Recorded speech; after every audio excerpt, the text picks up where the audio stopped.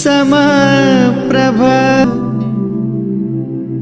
आपका बहुत बहुत स्वागत करता हूँ अपने चैनल पे।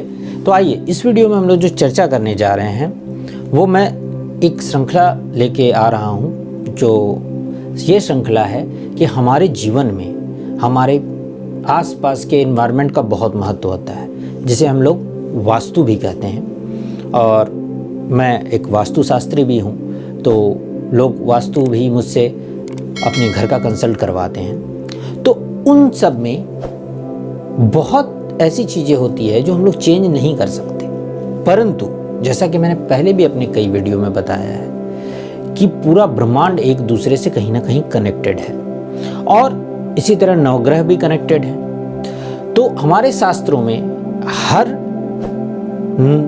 ग्रह नक्षत्र, साथ ही साथ सौभाग्य और अच्छाई का कहीं ना कहीं हमारे आसपास के एनवायरनमेंट के चीज़ों से कनेक्शन बताया गया है। जैसे कि पेड़ पौधे, अलग अलग तरह के पेड़ पौधे हमारे जीवन पर अलग अलग प्रभाव डालते हैं। किनका हमारे घर में रखना बहुत अच्छा होता है, क्या चीज़ें शुभ होती हैं।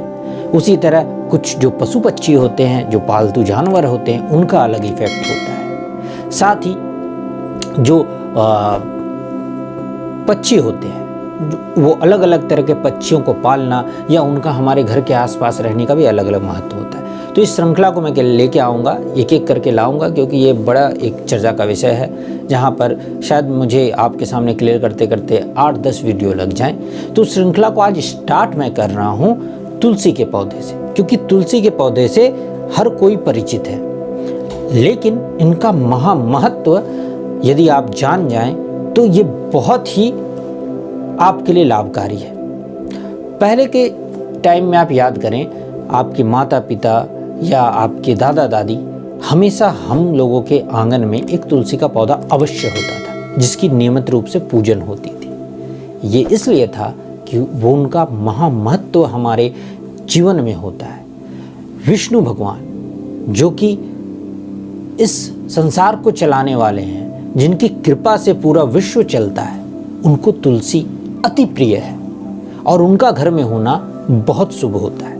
परंतु आजकल का जो अर्बन लाइफ हो गई है, सिटी लाइफ हो गई है, शहरी लाइफ हो गई, वहाँ लोग फ्लैट में रहते हैं, कुछ उतना महत्व जानते नहीं हैं, लोग इतने बिजी हो गए हैं कि धीरे धीरे से इनका प्रचलन हटता जा रहा है, और इसी कारण से कई एक दोषों का भी हमारे जीवन में आ रहे हैं। बहुत तरह की समस्याएं आ रही हैं जो हमारे पहले के जीवन में नहीं हुआ करती थी। तो मैं ये नहीं करता कि आधुनिकता बुरी चीज़ है, पर हाँ, उसके साथ साथ जो जो चीज़ें हमें हमारे शास्त्र में मिली है, हमारे पूर्वजों से मिली है, उसे अगर हम लोग किसी भी तरह मेंटेन कर रख सकें तो ये बहुत अच्छा होता है। तो आप घर में आंगन नहीं है, लेकिन आप अपनी गैलरी पे, अपने घर के छत पर, कहीं पे भी तुलसी माँ का छोटा सा गमले में ही सही, लेकिन एक पौधा अवश्य लगाएं। क्योंकि यदि तुलसी आपके घर पर है तो विश्वास मानिए आपके घर के 75% वास्तु दोष तो वैसे ही कट जाते हैं। बस उनका रहना और उनका नियमित रूप से ध्यान आपको रखना है। उन्हें आप या आपके घर का कोई भी सदस्य नियमित रूप से नहा धोकर शुद्ध रूप से जल देता रहे, उनकी पूजा करता रहे, संध्या के समय उनके चरणों में एक दीपक चास दे या अगरबत्ती चास दे, माने उनका ध्यान, उनकी सेवा होती रहनी चाहिए। वो जितना फलेंगे फूलेंगी, उतना आपके घर पर सुख का आवास होगा। साथ ही साथ इनका संबंध बुद्ध देव से भी है, और बुद्ध देव बुद्धि के स्वामी है, और यदि आपकी बुद्धि आपके साथ देगी तो आप जीवन के हर क्षेत्र में सफलता प्राप्त करेंगे। इसलिए एक तुलसी का पौधा अपने घर पर अवश्य रखें। वैसे तो देखिए, इनकी दिशा विशेष रूप से बहुत सारी है, लेकिन अब घर पे आप जहाँ हो सके, सबसे पहले अगर ईशान कोण में हो सके तो बहुत अच्छा, नहीं तो वायव्य कोण पर आप इसे रखें। और अगर कोई स्थान नहीं भी हो रहा है तो बस ऐसी जगह पे रहें जहाँ शुद्धता हो, जहाँ गंदगी ना फैली हो।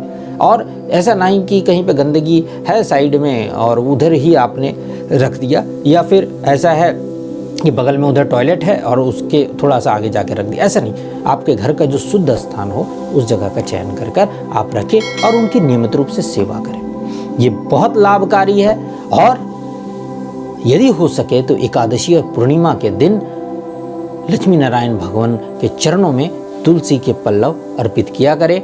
हाँ, उस दिन आप तुलसी के पल्लव तोड़े नहीं, तुलसी के पौधे के नीचे जो खुद से पल्लव गिर जाते हैं उन पल्लवों को उठाकर धोकर ही आप बाबा के चरणों में अर्पित करें। ऐसा करने से बहुत लाभ होता है। तब तक के लिए इस वीडियो में इतना ही, फिर किसी वीडियो में मिलता हूँ। तब तक के लिए नमस्कार।